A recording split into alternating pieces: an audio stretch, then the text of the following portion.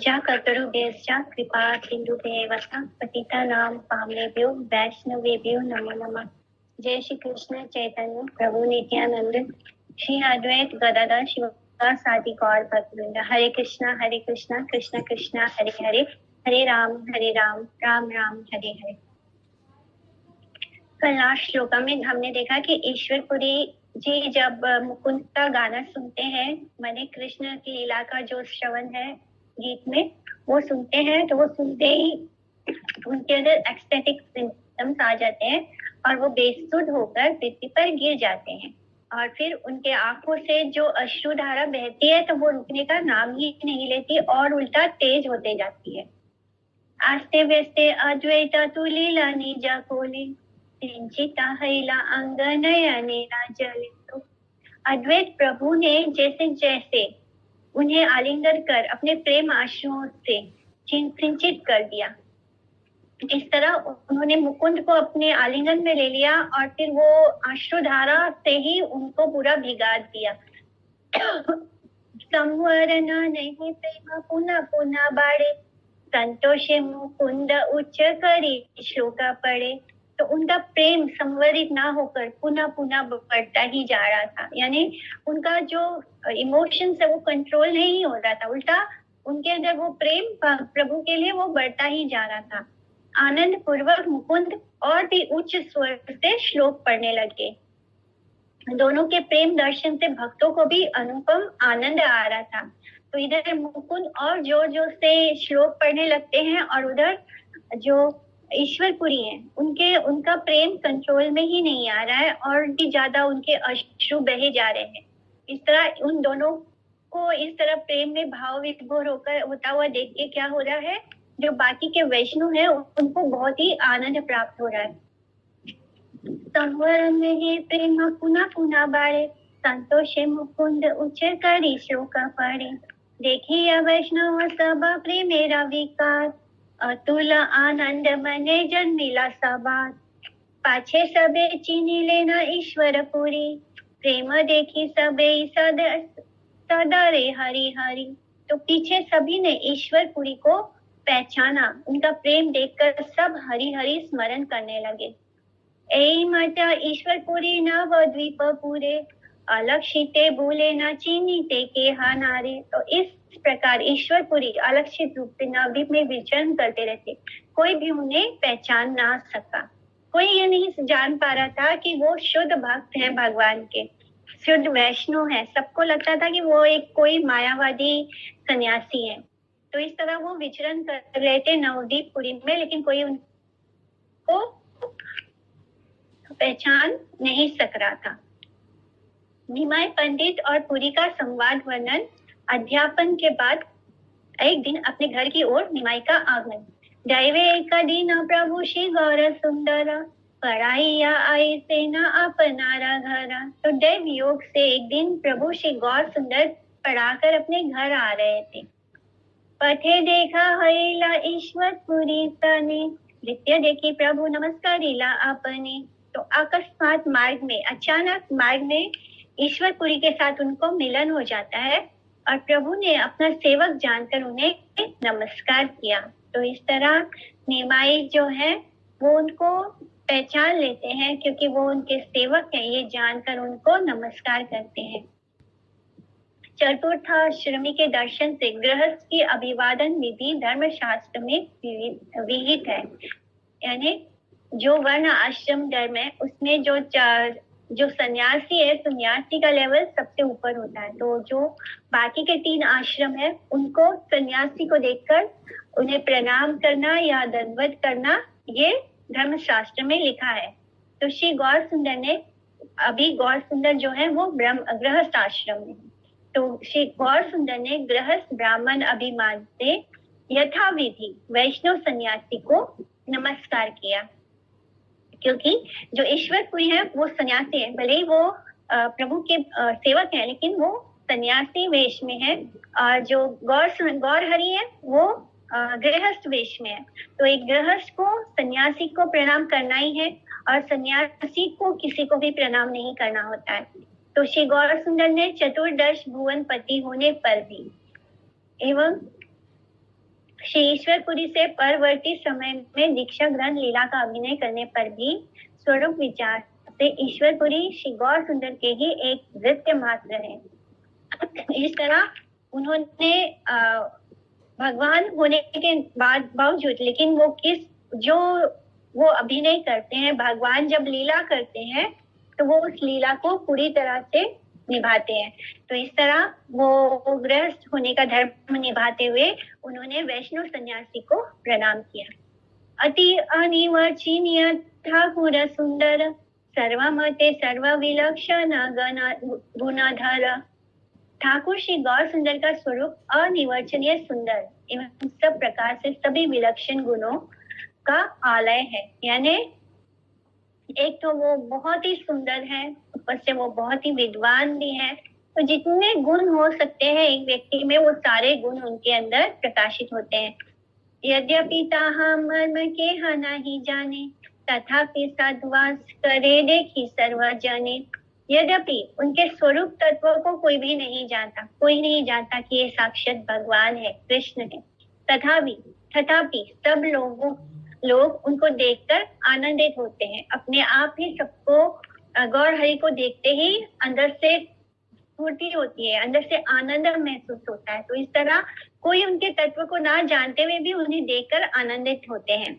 चाहे ना ईश्वरपुरी प्रभु रा शरीरा, सिद्ध पुरुषेरा प्राय परम गंभीरा। तो ईश्वरपुरी ने प्रभु की ओर देखकर उन्हें सिद्ध पुरुष के समान परम गंभीर देखा। सिद्ध पुरुषेर प्राय महाभागवत तुल्य। प्राय शब्द इस प्रकार ना समझे कि श्री गौर सुंदर का दर्शन करके पूरी बात की उनमें मात्र सिद्ध पुरुष रूप से ही धारणा नहीं हुई, सिद्ध पुरुष रूप से भी धारणा नहीं हुई। उन्होंने प्रभु को सिद्ध पुरुष वेशी उपास्य वस्तु रूप से ही समझ लिया था एवं भक्त भाव अंगीकारकारी रूप से प्रभु भी सिद्ध पुरुष सदृश दृष्ट होते थे। तो वो उनके जो भाव थे, जो उनकी भाव भंगिमा है, उसको देखकर ऐसे लगता था जैसे कि वो कोई सिद्ध पुरुष है। जिज्ञासेना तोमर की नाम विप्रवरा, की पुंथी पढ़ाओ पढ़ा कौन स्थाने घरा। तो इस तरह वो पूछते हैं कि ईश्वरपुरी से पूछते हैं, निमाई कि विप्रवर आपका नाम क्या है, कौन सी पुस्तक पढ़ते हैं और पढ़ाते हो, और आपका घर कहाँ है। शेष सभे बलि लेना निमाई पंडित, तुम्हें से बलिया बड़ा है हर्षित। तो उन्होंने केवल यही कहा कि मैं निमाई पंडित हूँ। तब ईश्वरपुरी पाद ने हर्षित होकर कहा, आप वही हो। तो मैंने वो इतने फेमस थे कि वो उनको पहचान लेते, बोलते अच्छा आप वही हो। लोक शिक्षक जगत गुरु प्रभु द्वारा वैष्णव सन्यासी पुरी को अपने गृह में भिक्षा ग्रहण करने के लिए घर में लाकर गृह का आदर्श आचरण प्रदर्शन। भिक्षा निमंत्रण प्रभु करी लेना ताने, महादरे गृह लही चालीला आपने। तब प्रभु ने उनको भोजन करने का निमंत्रण दिया और स्वयं उनको बड़े आदर पूर्वक अपने घर ले आए। वैष्णव यतिगण को निमंत्रित करके अपने घर में भोजन या भिक्षा प्रदान ही गृहस्थ ब्राह्मण का धर्म होता है। इसलिए पूरी पाठ को गृहस्थ ब्राह्मण के आदर्श रूप से गौर सुंदर ने अपने गृह में भिक्षा प्रदान रूप भोजन कराने के निमित्त निमंत्रित या आहूत किया। क्योंकि एक गृहस्थ को चाहिए कि वो जब उसके पास कोई शुद्ध वैष्णव आए या कोई सन्यासी हो तो उनको भिक्षा के लिए बोलना चाहिए और घर में भोजन कराना चाहिए। कृष्णेरा नैवेद्य सची करी लेना गिया, भिक्षा करी विष्णु गृहे बरसीला आसिया।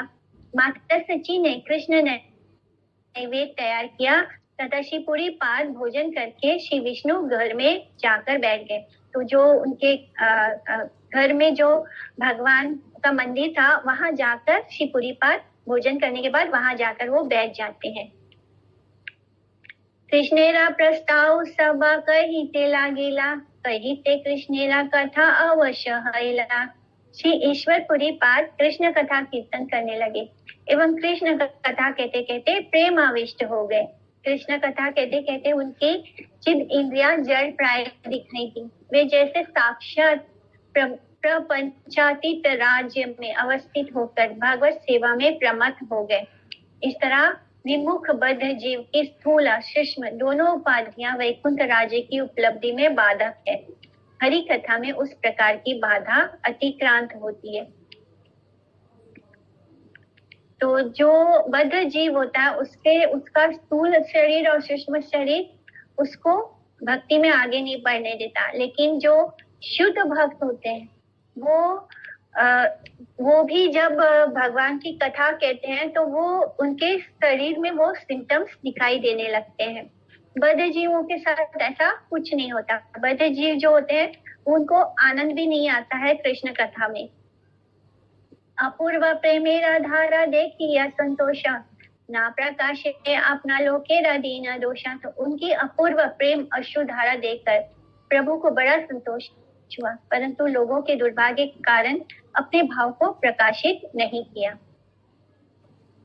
इस तरह जो गौर हरि है वो जब देखते हैं ईश्वरपुरी पादकों की वो कृष्ण कथा कहते कहते कैसे भाव में चले गए और उनका शरीर जो है वो जड़ जैसे हो गया, क्योंकि ये शरीर जो होता है वो मटेरियल होता है। इसलिए जब कृष्ण कथा भाव में वो चले जाते हैं, प्रेम के जब लक्षण आते हैं तो शरीर उसको अलग तरीके से रिस्पॉन्स करता है।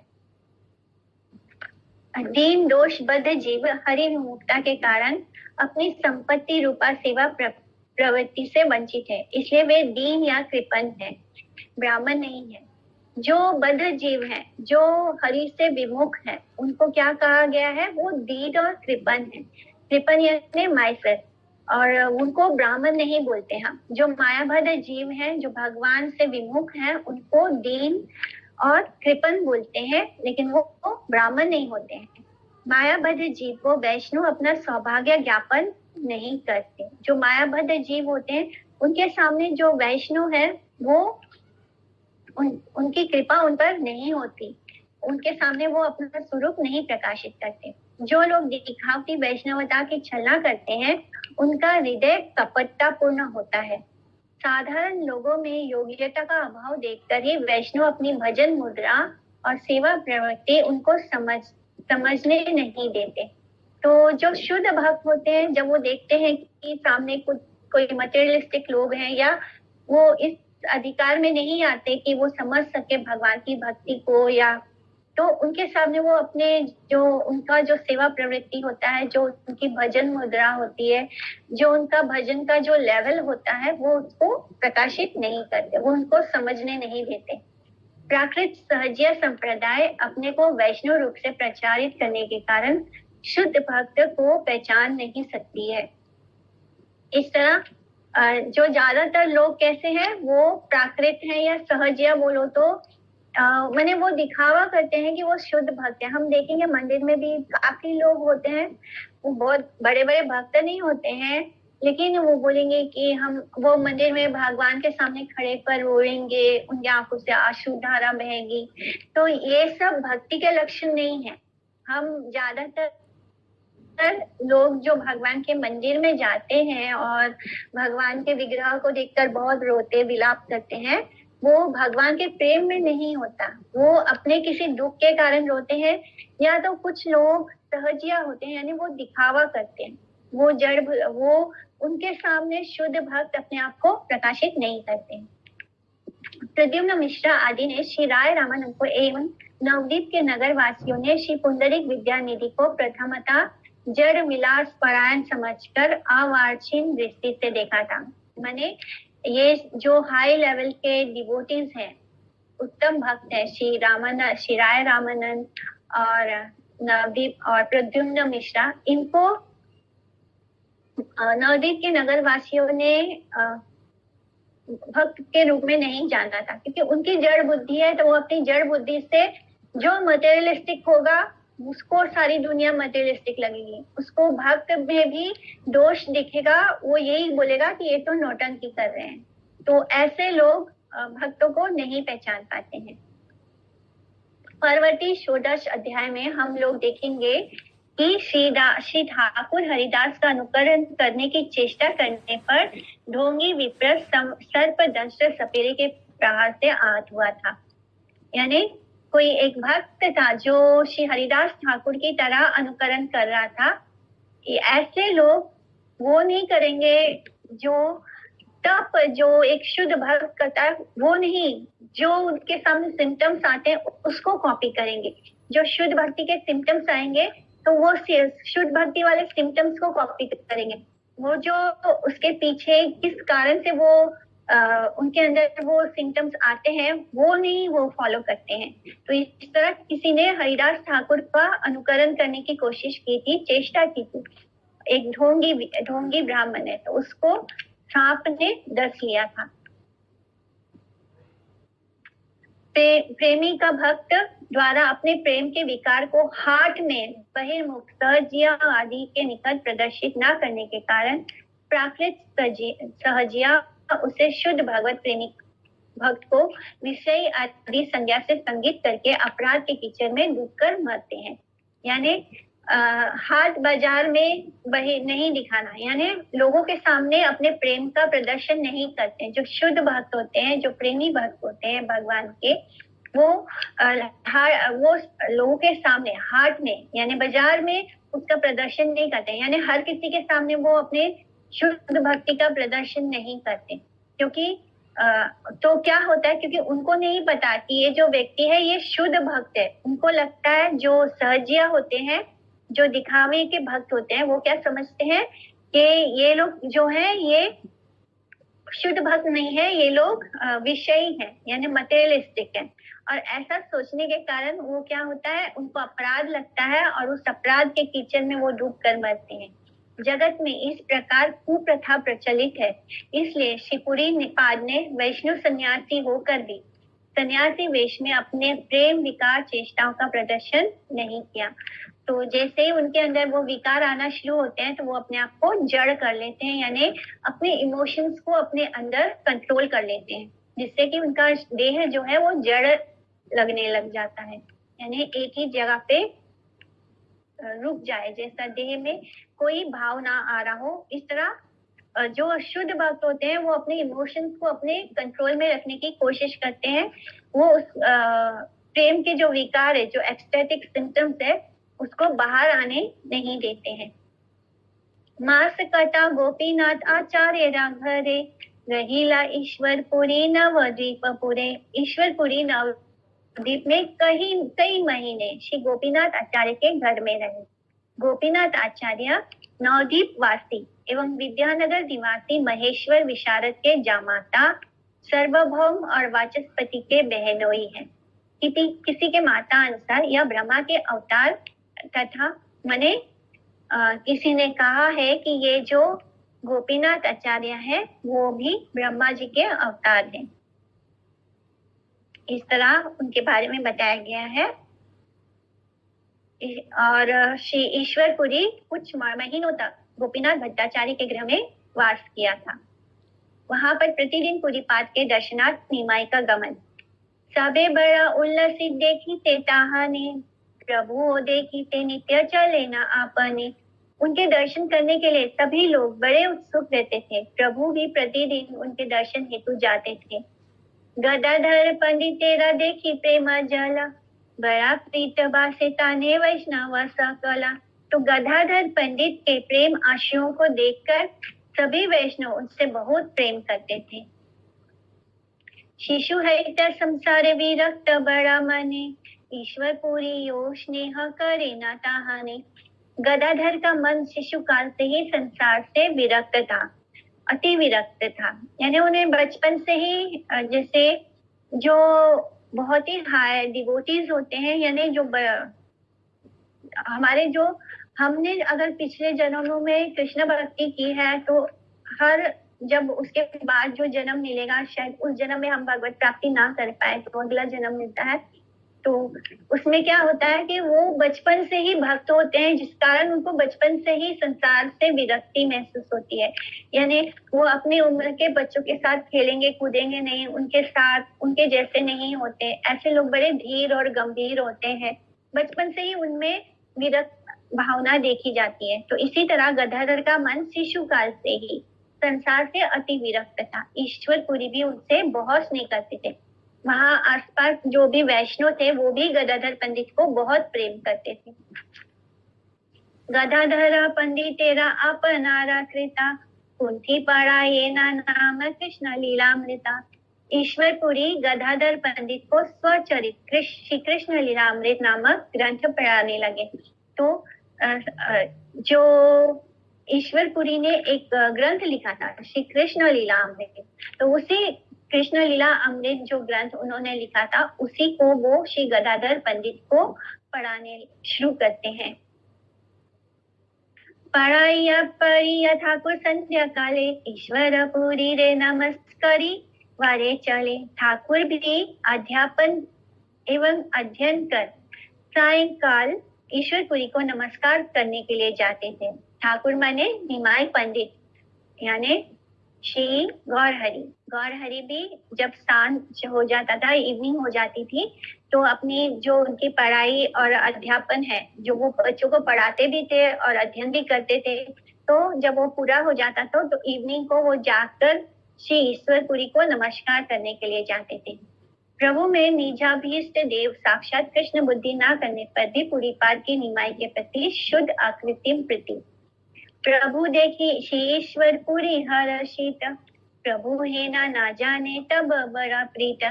तो बाकी सब वैष्णव जो थे वो यही सोचते थे कि निमाई जो है वो कृष्ण भक्ति नहीं करता, उसका मन बस अध्ययन में लगा रहता है, यानी ज्ञान योग में है, वो भक्ति में नहीं आते। लेकिन ईश्वरपुरी पाद जो है वो देख रहे हैं कि निमाई कृष्ण भक्ति नहीं कर रहा, फिर भी ना जाने क्यों उनके मन में निमाई के लिए बहुत प्रीति है। प्रभु को देखकर ईश्वरपुरी अति प्रसन्न होते हैं। जब भी वो जाते हैं शाम के समय उनको नमस्कार करने, तो ईश्वरपुरी बहुत प्रसन्न होते हैं। उनको भगवान रूप में ना जानने पर भी, उनको नहीं पता कि ये साक्षात प्रभु है, तब भी उनको उनसे बहुत प्रीति थी और बहुत प्रीति करते थे। पंडित बुद्धि से निमाई को स्वरचित ग्रंथ स्थित दोषादि संशोधनार्थ अनुरोध। हाशिया बोले न तुम्ही परम पंडित, आम्ही पुंथी करी आछि कृष्णेरा चरित। सकल बलिवा कोठा थाके कोन दोष, इहाते आमार बड़ा परम संतोष। तो पुरी पाद ने हंसते हुए प्रभु से कहा, आप परम पंडित हो, मैंने कृष्ण चरित्र की एक पुस्तक लिखी है, मैंने कृष्ण लीला अमृत लिखा है, आप उसको देखिए, जहाँ कहीं उसमें कोई दोष हो तो वो सब मुझे बताइए, इससे मुझे अत्यंत प्रसन्नता होगी। तो वो देखते हैं कि निमाई तो बहुत ज्ञानी है, उनको सब ग्रामर वगैरह सब कुछ उनका जो भी है वो बहुत ही हाई लेवल पे है। तो ये जान के वो निमाई को हंसते हुए कहते हैं कि मैंने एक पुस्तक लिखी है, तो अगर उसमें कुछ ग्रामेटिकल मिस्टेक है या कुछ भी आपको कोई भी चीज गलत लगती है तो वो मुझे देखकर मुझे बताइए, मुझे इससे बहुत ही खुशी होगी। कृष्ण का प्रीति वांछामय शुद्ध भक्ता सुसिद्धांत कृष्ण कीर्तन के वर्णन में असूया दृष्टि से दोषानुसंधान नरक जनक है। प्रभु बोले भक्त वाक्य कृष्णेरा वर्णन, यहाँ ते ये दोष देखे से ही पापी जन। प्रभु ने उत्तर दिया कि प्रथम तो ये भक्त वाक्य है, माने ईश्वरपुरी जो है वो शुद्ध भक्त है, वैष्णव है, इसलिए उन्होंने जो लिखा है वो क्या है, भक्त वाक्य।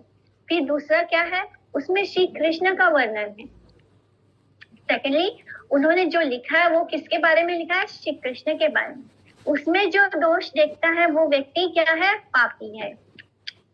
इनफैक्ट जब शीला प्रभुपाद अपने लिखते थे, मतलब वो उन्होंने अपने सारे बुक्स ऑडियो में रिकॉर्ड किए हैं, तो बहुत बार उनके जो शिष्य हैं वो उसको टाइपिंग करते थे, तो उनको बहुत बार ऐसे लगता था कि प्रभुपाद से कुछ मिस्टेक हो गया या कुछ गलती लिखे।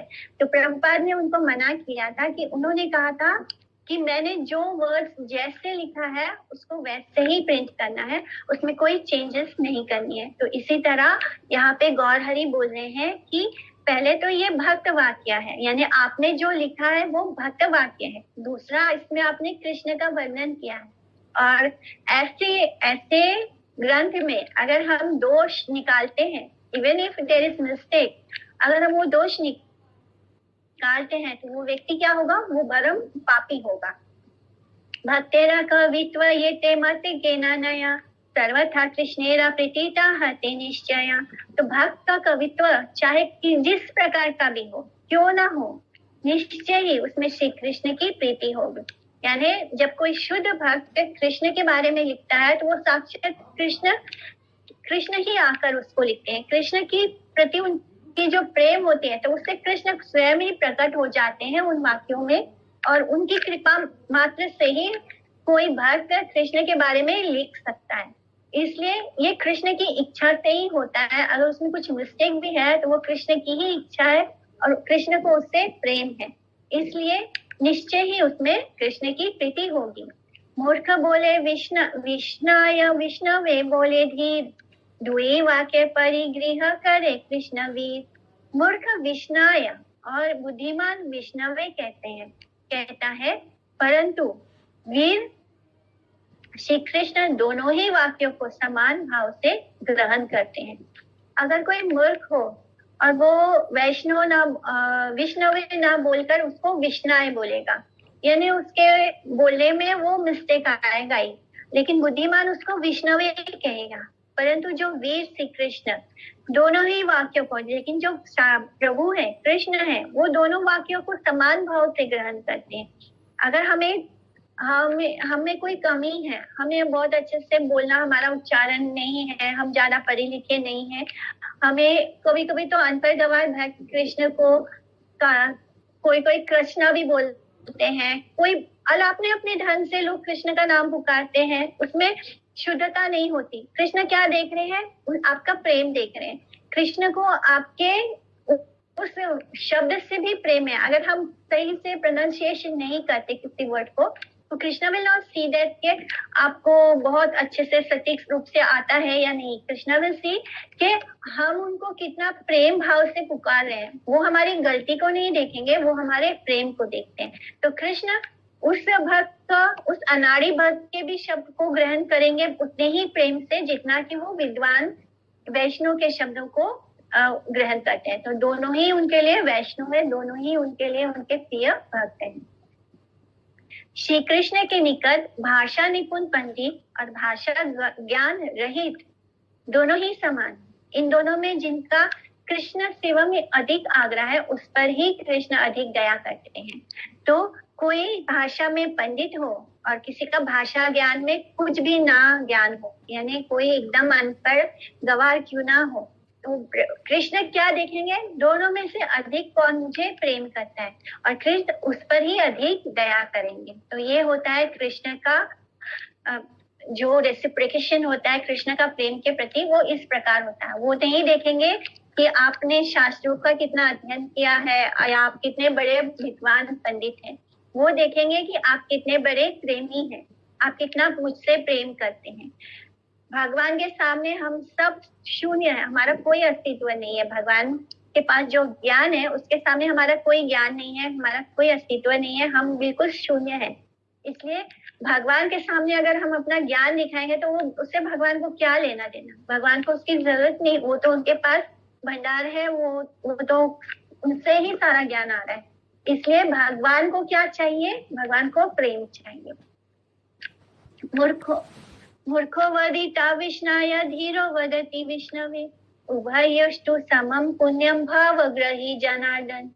तो मूर्ख व्याकरण शास्त्र अनभिज्ञ जन विष्णु प्रणाम किया, यानी जिनको व्याकरण का कोई ज्ञान नहीं, जिनको शास्त्रों का कोई ज्ञान नहीं, उसको मूर्ख कहता है, तो वो विष्णाय बोलेंगे। नम इति वदति धीरा। मूर्ख व्यक्ति श्री विष्णु प्रणाम काल में विष्णाय नमा इस प्रकार व्याकरण दोष युक्त अशुद्ध पद उच्चारण करते हैं, एवं पंडित व्यक्ति विष्णवे नमा बोलेंगे और इस प्रकार शुद्ध पद उच्चारण करते हैं। परंतु दोनों का ही प्रणाम जनित पुण्य अर्थात सुकृति लाभ समान ही होता है। यानी भले जो मूर्ख व्यक्ति है वो विष्णवे ना बोलकर विष्णाय बोलते, तब भी दोनों को सेम ही सुकृति लाभ होगा, दोनों में कोई कमी नहीं होगी, क्योंकि भगवान श्री जनार्दन जीव का हृदयगत भाव देखते हैं। हमारे हाथ में उनके लिए कितना भाव है, कितना प्रेम है, वही वो देखते हैं। अर्थात भजन परिणाम तारतम्य मात्र ग्रहण अर्थात दर्शन करके उसके अनुसार ही फल प्राप्त करते हैं, उसकी मूर्खता या पांडित्य के प्रति लक्ष्य नहीं करते।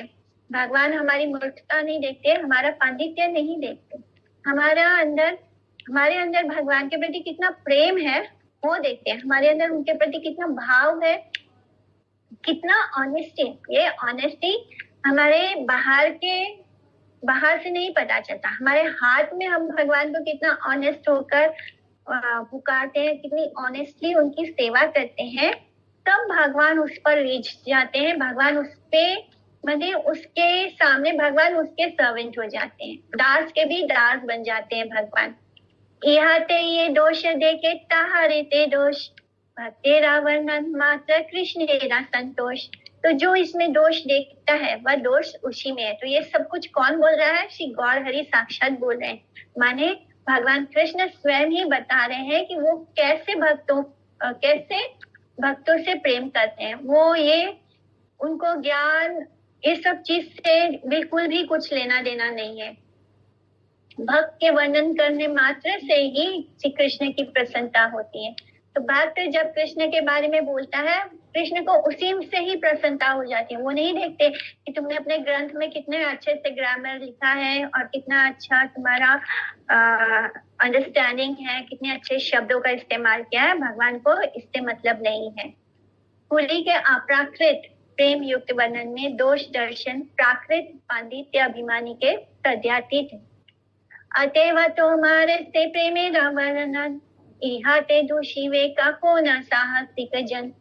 इसलिए अतएव आपके उस प्रेम के वर्णन में कौन साहसिक, इसमें इतनी साहस है कि व्यक्ति उसमें दोष लगा सकता है। इसलिए आपने जो प्रेम भगवान के जो ग्रंथ लिखा है, कृष्ण लीला अमृत जो लिखा है, उस प्रेम में का जो वर्णन आपने किया है, उसमें किसमें इतना साहस है कि वो उसमें दोष निकाल सके। सुनिया ईश्वर पुरी प्रभु उत्तर अमृत सिंचित हरिला सर्व कलेवरा। तो प्रभु का उत्तर सुनकर ईश्वरपुरी का सारा शरीर जैसे अमृत से सिंचित हो गया। एकदम अचानक से उनके देह में ऐसे आनंद हो गया, ऐसे लग रहा है जैसे पूरे अंदर पूरा अमृत फैल रहा है उनके अंदर। तथापि स्वरचित ग्रंथ को निर्दोष करने के लिए निमाई को उसके भाषागत दोष प्रदर्शन का अनुरोध करते हैं। फिर भी वो दोबारा, उनको बहुत आनंद होता है जब वो निमाई के मुख से ऐसे सुंदर वचन सुनते हैं जो बिल्कुल अमृत की तरह है। वो अमृत दे रहे हैं और उस अमृत को ईश्वरपुरी प्रभुपाद ने अपने कानों के द्वारा पान किया है, उसको पी लिया है अपने कानों से। फिर वो उनको पुनः रिक्वेस्ट करते हैं, पुनः हंसी बोले ना तो मार दोष नहीं, अवश्य बलि व दोष था के यही थाई। फिर ईश्वरपुरी हंस कर बोले, इसमें तुम्हारा कोई दोष ना होगा, जिस स्थान पर दोष देखने में आवे तुम उन्हें अवश्य बताना। इस तरह उन्होंने बोला, उनको प्रेम वश होकर बोलते हैं कि अगर मेरे से कोई गलती हुई है, उससे अगर कुछ दोष हुआ है, कोई गलती हुई है, तो तुम उसे जरूर देखकर मुझे बताना, तुम्हें कोई अपराध नहीं लगेगा। प्रतिदिन पुरी के साथ निमाई का तत्कृत ग्रंथालोचन। ए माता प्रतिदिन प्रभु ताना संगे, विचार करे न द्विचारी दंड रंगे। इस प्रकार प्रभु प्रतिदिन उनके साथ आनंद पूर्वक 2-4 दंड तक विचार विमर्श करते रहते। तो इस तरह उस ग्रंथ को लेकर भगवान कृष्ण की जो लीला अमृत पुस्तक है, उस पर वो पढ़ते हैं और फिर उस पर 2-4 दंड तक वो दोनों के बीच में विचार विमर्श होता रहता। एक दिन कौतुक के साथ पुरी के क्रियापद प्रयोग में दोष प्रदर्शन। एक दिन प्रभु ताना कवित्व सुनिया, हासी दोषी लेना धातु न लगे बलिया। एक दिन प्रभु उनके कवित्व को सुनकर हंस पड़े तथा यहाँ धातु की संगति नहीं बैठती ऐसा कहकर उसमें दोष लगाया। तो उन्होंने जो कविता लिखी थी उसमें कुछ धातु जो नहीं बैठ रहा है, यानी जो कविता में जैसे होना चाहिए वैसे नहीं बैठ रहा है, ये बोलकर वो हाथ पढ़ते हैं और कहते हैं कि ये धातु तो इसमें बैठ ही नहीं रहा। तो पूरी व्यवहित क्रिया के आत्म नेपद प्रयोग में आपत्ति उठाकर निमाई का अपने गृह में आगमन। प्रभु बोले, ए धातु आत्मन नेपदी नाया, बालिया चलिया प्रभु आपन आलाया। प्रभु ने कहा, ये धातु आत्मनेपदी नहीं है। इतना कहकर प्रभु अपने घर को चल दिए।